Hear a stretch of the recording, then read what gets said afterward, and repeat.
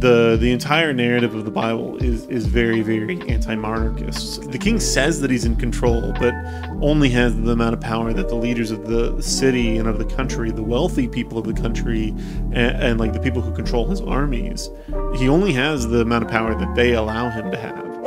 You, Cameron, Tanner, and Tyler have been playing this game for months, and we're nowhere near close to even scratching the surface of the main story. Yeah, it's insane how big this game is. Jaden, where you been, buddy? I feel like you haven't jumped in the chat in a while.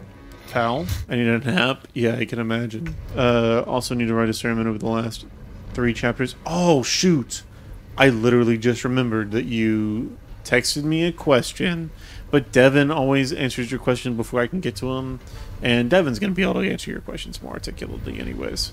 Neither of y'all answered. I had to do a ton of research for myself. I'm so sorry, Jaden. That sucks. What was the question again? It was about God sending lying spirits to trick Ahab to go into battle. That's true. God does that a lot.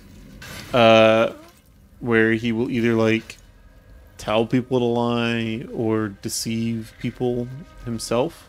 It kind of falls in line with the whole like hardening Pharaoh's heart kind of thing. But yeah, that's a common thing. Last 3 chapters of First King. So this is Ahab, yeah, his death. That's the end of the sermon. The dogs, yeah, lick his blood out of his chariot. In the same place they stoned Naboth, yeah, for his vineyard. That's right. I always really like the symbolism. I don't know if you were ever there whenever I went through like Kings with people. I talked about the ending of Kings. I always really like the symbolism of Kings, which is what is this? Uh-oh. What? I guess we have to go quickly in order to, I don't know, can we freaking leave? No. Symbolism, I really like the symbolism of the entire narrative of the Bible is very, very anti-monarchist, and so it demonstrates that the king acts like he's in control and so is supposed to have control, but in reality the king only has the amount of control. It's a real like Nathan situation where I'm clicking off of this because I don't want to hear this like weird moaning that's happening. It's a real Nathan situation where like you can get Nathan out of Calvary, but the whole reason why Nathan was in power in the first place is because the people who are like the leaders of Calvary liked the way that Nathan led, and the way that Nathan led benefited them. And so to really change the mentality of Calvary, you have to not just get rid of Nathan, but you have to reform the way that the leaders are thinking and behaving as well, and the way that they're benefiting. You have to change the systems that benefit the people who are in power. And so all throughout the Bible, there are several different spots, like in Jeremiah as well, where the Bible wants to put its finger on the fact that the king says that he's in control, but only has the amount of power that the leaders of the city and of the country, the wealthy people of the country, and like the people who control his armies, he only has the amount of power that they allow him to have. And it really comes to the surface and is on its face whenever Ahab is the king and says, you know, I'm wounded. He's wounded by his own archer, wounded by one of his own men. He says, I'm wounded. Take me back and give me medical attention. And they know that if the king dies, they lose the battle, and they can't lose the battle for the integrity and the future of the nation. And so they sacrifice the symbolic authority that the king has by overriding the king's command and propping him up like a scarecrow in his chariot, and they whip his horses, and he's literally like alive, bleeding out, flying throughout the battle in the back of this chariot, and that's how he dies.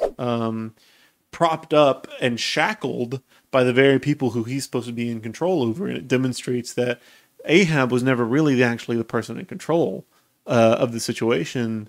All the other people that he are at the actual seat of his authority are the people who are in charge.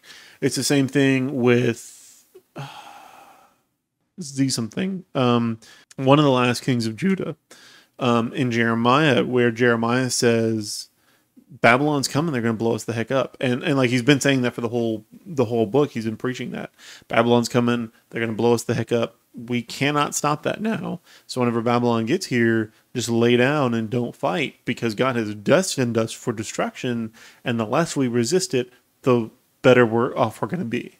Less casualties we'll have. And so obviously, like, if somebody in America was saying Al-Qaeda's coming and they're going to kill everybody, but don't fight them because God says that we're supposed to lose to them, like, that's an insane thing to say to people. And so the people obviously want nothing. I don't know why this is shaking like this, but it's distracting. The people obviously want nothing to do with it, with Jeremiah's message. And so things get like progressively worse and worse and worse. Babylon lays siege to Jerusalem twice, destroys big parts of it, and takes away captives. So there's one last king in Jerusalem. He calls Jeremiah. He's the only king that even acts like he might listen to what Jeremiah has to say. He calls Jeremiah to his chambers and talks with him and says, okay, you win. What do we have to do in order to save the country? And Jeremiah says, do what I've been telling you to do for the whole time. Just don't fight. And the king says, I would love to do that, but the people would never let me. They would revolt. They would kill me and do what they want to anyways. I can't make them not fight. And Jeremiah says, then the city will be destroyed and the temple will be burned to the ground. And it's just, again, a reinforcement of the idea that the power that the king has over the people, the king has the ability to rule and oppress and subjugate and exploit the poor in the city, the people of lower standing. But the king has the power that he has because the rich and the powerful, like his generals, they control the economic systems of the city.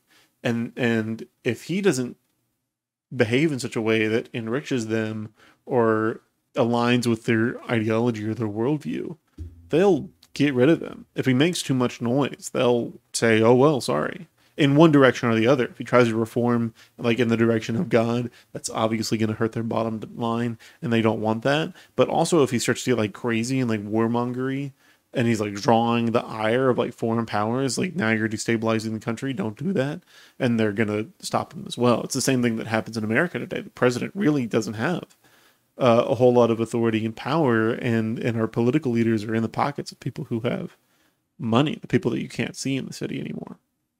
And so I do really like Ahab and the symbolism of Ahab being propped up like a scarecrow. He has no power, and he's used by the people to get what they want.